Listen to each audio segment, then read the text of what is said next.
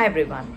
Let's continue with the book review of the same book, Eat That Frog by Brian Tracy. And the chapter that we are looking into is Apply the 80-20 rule to everything. So here the author talks about the famous Pareto principle.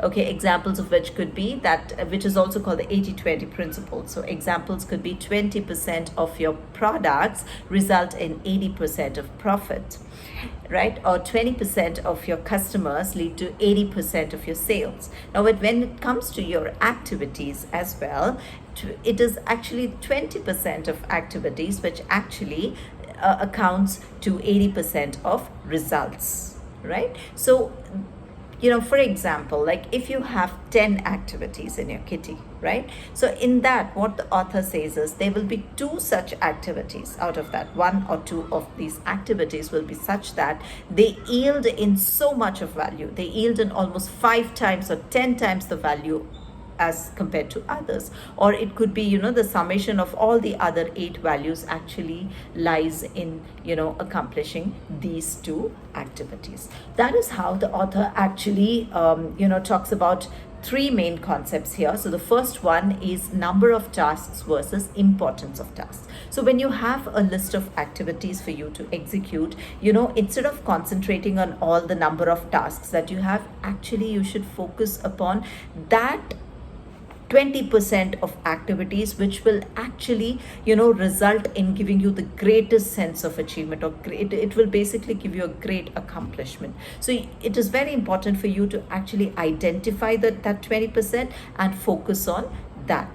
But what is a sad fact? It is that most of the people actually procrastinate on that 20%, and they just end up doing the remaining 80%, and which actually doesn't result in a great value to them, right? So that's about number of tasks versus importance of tasks. So the next one is focus on activities, not accomplishment, right? So you might have heard of the many people saying that, hey, I was so busy, but I don't know what I've done. I mean, what is the result out of whatever I've done? There's nothing. What is the reason behind it?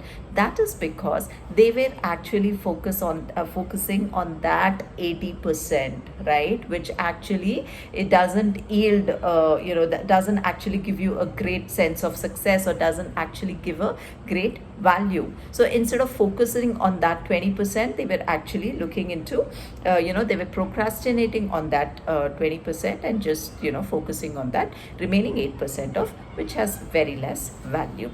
So the thing is, the most important thing for you to do, so which also comes as a rule, okay, which is that resist the temptation to clear up small things first. Okay, instead identify which is that. Firstly, you identify, once you made the list of tasks, identify which are those 20% that I really need to tackle, and I've got to finish that 20%. Only after that I am going to address the remaining 80%.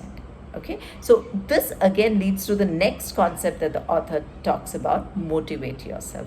Sometimes just thinking about clearing this 20%, that itself can actually motivate you, or can actually push you to kickstart towards starting that 20%.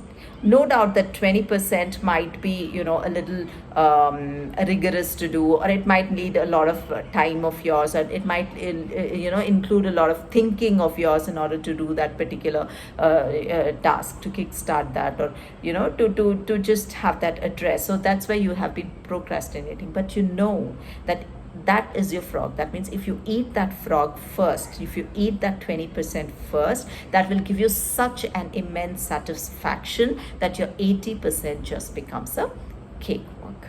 So these were the 3 concepts that the author has highlighted in this beautiful chapter. So where he ends up telling that effective, productive people discipline themselves to start on the most important task that is before them. They force themselves to eat that frog, whatever it is.